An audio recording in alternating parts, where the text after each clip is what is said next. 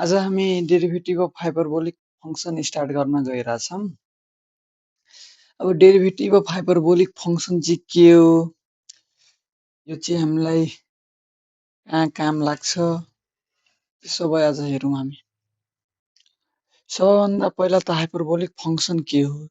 जस्तै hyperbolic फंक्सनमा sign hx रहेछ। Sign hx को भ्यालु चाहिँ e को पावर x माइनस e को पावर माइनस x बाई 2। जस्तै cos hx हो भनेको cos हाइपरबोलिक फंक्सन अनि cos hx भनेको e को पावर x प्लस e को पावर माइनस x बाई 2 भनेको साइन को चाहिँ के हुन्छ, यो हाइपरबोलिक फंक्सनमा साइन को भ्यालु चाहिँ यति हुन्छ, cos hx को भ्यालु चाहिँ यति हुन्छ। अब जस्तै tan hx को हामीलाई सोधिदियो, tan hx हैन, tan hx सोधिदियो भने tan को फर्मुला चाहिँ के हुन्छ, sin बाई cos। जस्तै sin hx by cos hx मैले लेखेँ भनेको sin hx भनेको कति, e को पावर x माइनस e को power minus x by 2 divide कति, फेरि cos hx को राख्दिउँ, e को पावर x प्लस e को पावर माइनस x बाई 2। अब यो 2 र 2 मैले काट्दिए, 2 र 2 काट्दाखेरि कति भयो, e को पावर x माइनस e को power minus x by e को पावर x प्लस e को power minus x।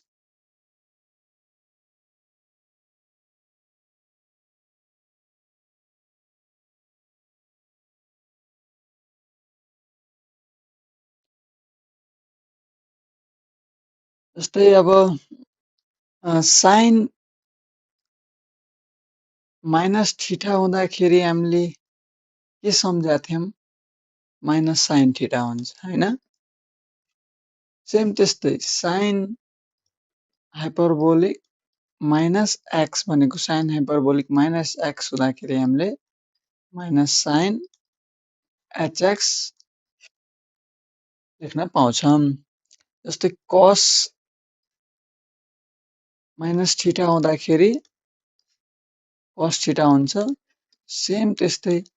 cos hyperbola minus x हुँदाखेरि हामीले cos hx लेख्न पाउँछौं। अब यहाँ चाहिँ हाइपरबोलामा चाहिने फर्मुला म यहाँ लेखिदिरा हो, डेरिभेटिभको चाहिने फर्मुलाहरु cos हाइपरबोला को square minus sin x is equal to 1। उता चाहिँ के हुन्थ्यो, sin square theta plus cos square theta is equal to 1, तर यता चाहिँ के रहेछ, cos हाइपरबोलिक को square minus sin hyperbolic is equal to 1। अर्को cos हाइपरबोला को square plus sin hyperbola x is equal to cos h2x भनेको उता चाहिँ के थियो, ट्रिग्नोमेट्रिकमा भनेको ट्रिग्नोमेट्रिकमा cos 2x को फर्मुला चाहिँ के थियो, cos 2x हुँदाखेरि हामीले cos square theta minus sin square theta लेख्थ्यौं, तर यहाँ चाहिँ के रहेछ, प्लस आयो, उता चाहिँ माइनस थियो। अब यहाँ मात्र यति प्लस माइनसले डिफरेन्ट रहेछ, ट्रिग्नोमेट्रिकमा चाहिँ चेन्ज थियो, ट्रिग्नोमेट्रीमा माइनस थियो तर त्यहाँ चाहिँ हाइपरबोला थिएन। अहिले हामीले हाइपरबोला पढिरा, हाइपरबोलामा चाहिँ के हुन्छ, साइन चाहिँ चेन्ज हुन्छ।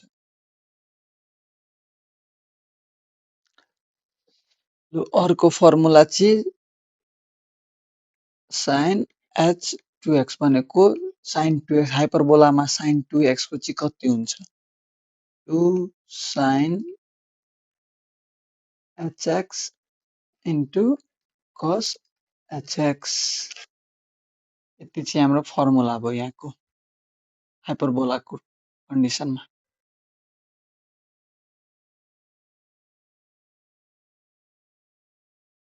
अब जाम डेरिभेटिभ हाइपरबोलाको डेरिभेटिभ गरेर के derivative of hyperbola hyperbolic function भनेको हाइपरबोलिक फङ्सनको डेरिभेटिभ गरौँ। अब के रहेछ कसरी गर्ने त्यो सबै आज हामी सिकौँ। अब जस्तै मैले y is equal to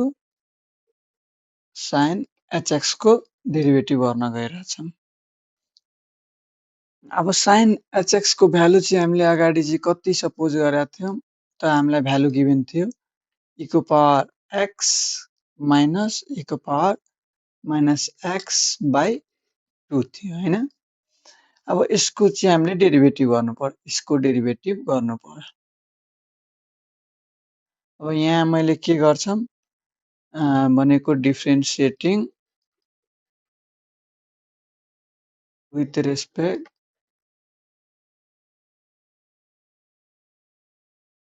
x on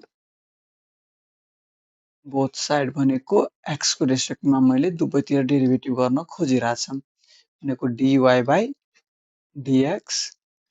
is equal to हामीले यो पोर्सनलाई चाहिँ डेरिभेटिभ गरौँ भनेको साइन hx को भ्यालु चाहिँ यति हो हैन। अब साइन hx को डेरिभेटिभ गर्नु पहिला हामीले एकचोटि लेखेँ मैले e को पावर x माइनस e को पावर माइनस x बाई 2 1 तल के को रेस्पेक्टमा गर्छौँ dx को रेस्पेक्टमा गर्छौँ हामीले।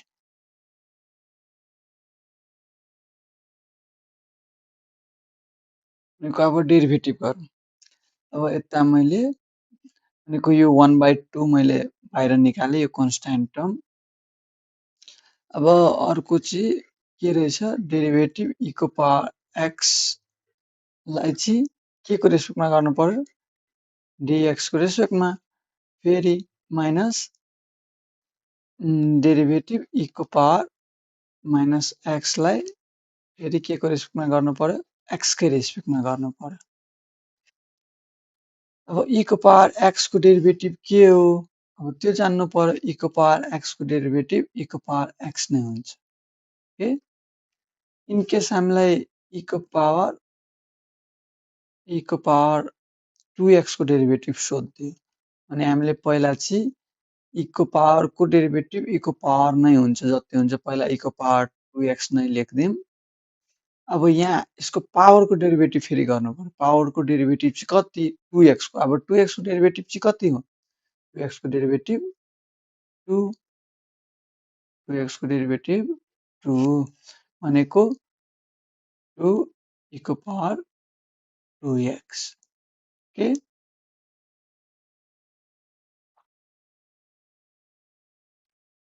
अब इन केस कतै अब पढ्दै गयो e को पावर 3x आयो। अब e को पावर 3x को डेरिभेटिभ चाहिँ कति लेख्ने अब e को पावर जति छ पहिला एकचोटि त्यही लेख्दियौँ। अब त्यसपछि त्यसको पावरको डेरिभेटिभ गरौँ। यो 3x को डेरिभेटिभ चाहिँ कति 3x को 3 भनेको 3 e को पावर 3x के आयो हामीले यो डेरिभेटिभ गर्न सिक्यौँ। अब सेम यता त्यही कुरा 1/2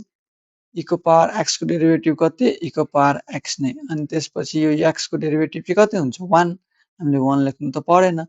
माइनस e को पावर माइनस x पहिला के गरौँ जे रहेछ e को पावरमा त्यही लेखेँ मैले। त्यसपछि यसको पावरको डेरिभेटिभ गर्नु पर्यो पावरको।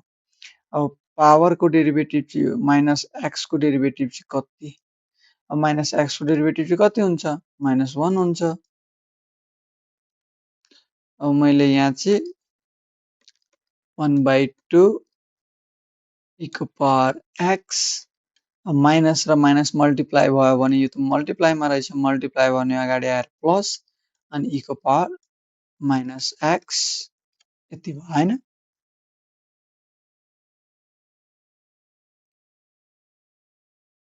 अब यो चाहिँ e को पावर x प्लस e को पावर माइनस x बाई 2 भनेको यो चाहिँ कुनसँग म्याच भयो यति भ्यालु चाहिँ के को थियो हामीले सुरुमै लेखेका थियौँ माथि गएर एकचोटि हेर्नु यो भ्यालु चाहिँ cos hx को थियो के cos हाइपरबोलिक भनेको derivative of sine hyperbolic hx को x को रेस्पेक्टमा कति हुन्छ cos hx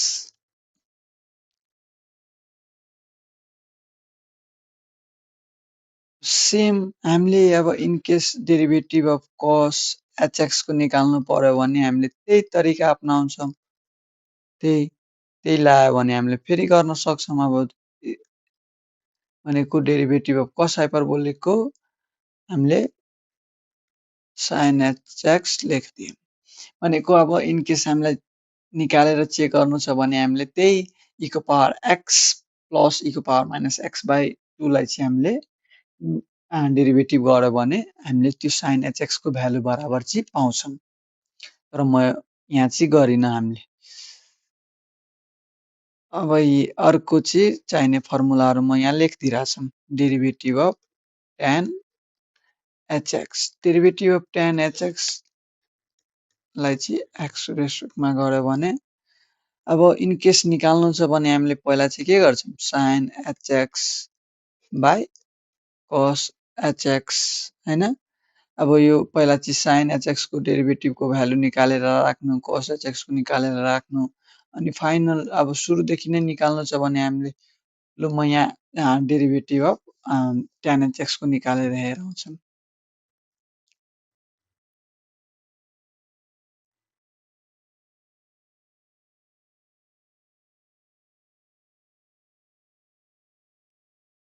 derivative of tan hyperbolic को निकाल्छौँ को मैले यहाँ चाहिँ y is equal to tan hx मैले सपोज गरेँ हैन अब यसलाई चाहिँ के गरेँ मैले differentiating respect x on both side भनेको x को रेस्पेक्टमा मैले दुवैतिर डेरिभेटिभ गर्न खोजिरहेछौँ भनेको dy बाई dx अब सबभन्दा पहिला त अब डेरिभेटिभ यता नै के tan hyperbolic hx by dx अब tan hx भनेको चाहिँ के sin hx by cos hx हैन अब यसलाई चाहिँ के को रेस्पेक्टमा गर्नु पर्यो यतिलाई x को रेस्पेक्टमा अब यहाँ चाहिँ कुन रुल लाउने त यहाँ चाहिँ कुन रुल लाउँछौँ भनेको यो त क्वोसिएन्ट रुल आउँछ यहाँ डिभाइडमा छ भने क्वोसिएन्ट रुल क्वोसिएन्ट रुल कुन रुल क्वोसिएन्ट रुल अब क्वोसिएन्ट रुल चाहिँ के हो प्रोडक्ट रुल चाहिँ के हो प्रोडक्ट रुल क्वोसिएन्ट रुलको कुरा यहाँ आयो क्वोसिएन्ट रुल भनिदिन्छौँ के हो भने क्वोसिएन्ट रुलले के भनेको छ इन केस कुनै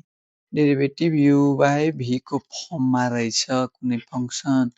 अनि त्यो बेला चाहिँ हामीले के गर्छौँ v लाई चाहिँ छाड्दिन्छौँ डेरिभेटिभ u लाई x को रेस्पेक्टमा डेरिभेटिभ गर्छौँ भनेको अनि माइनस अब u लाई दुईटामा एकचोटि मैले v लाई छाडे u लाई समाते इन केस अब v लाई छाडेको छ भने हामीले यहाँ u लाई छाड्दिन्छौँ v लाई चाहिँ के गर्छौँ समाते भनेको v लाई डेरिभेटिभ गरे x को रेस्पेक्टमा तल चाहिँ v स्क्वायर भनेको यहाँ चाहिँ के हो यहाँ u भनेको चाहिँ के हो sin hx v भनेको cos hx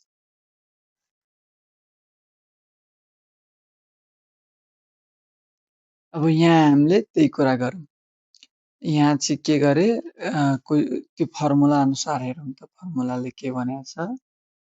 भनेको सेम त्यही फर्ममा रहेछ u बाई v को फर्ममा अब के भनेको छ v लाई चाहिँ छाड्दिउँ u लाई डेरिभेटिभ गरौँ v भनेको कति cos hx लाई मैले छोडे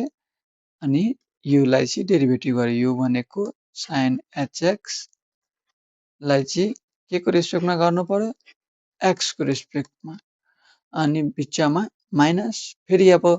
कसलाई चाहिँ डेरिभेटिभ गरेका छौँ अगाडि चोटि u लाई गरेका थियौँ भने अहिले u लाई चाहिँ छाड्दिन्छौँ u भनेको sin hx v लाई डेरिभेटिभ गर्नु पर्यो derivative cos hx by dx by भनेको तल चाहिँ कति v स्क्वायर v भनेको कति cos hx को होल स्क्वायर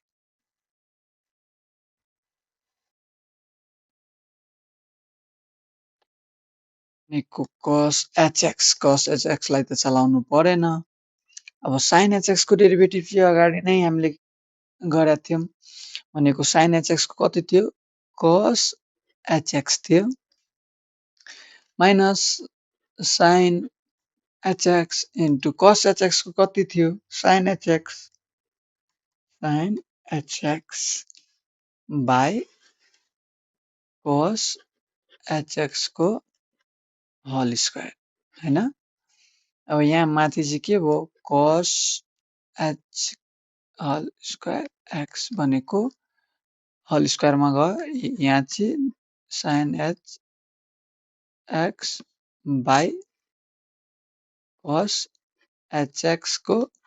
होल स्क्वायर अब यहाँ चाहिँ फर्मुला मैले के भनेको थिएँ अगाडि cos hyperbolic x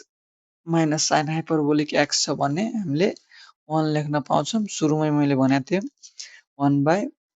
cos hyperbolic hx को होल स्क्वायर अनि 1 by cos के हुन्छ sec hyperbolic स्क्वायर hx यस्तै गर्दै हामीले tan hx को नि निकाल्न सकिए अब बाँकी कुन रहेछ भनेको बाँकीमा आयो के डेरिभेटिभ cot x लाई x को रेस्पेक्टमा कति हुन्छ cot लाई चाहिँ माइनस cosec hyperbolic hx अनि अर्को sec hx भनेको sec hyperbolic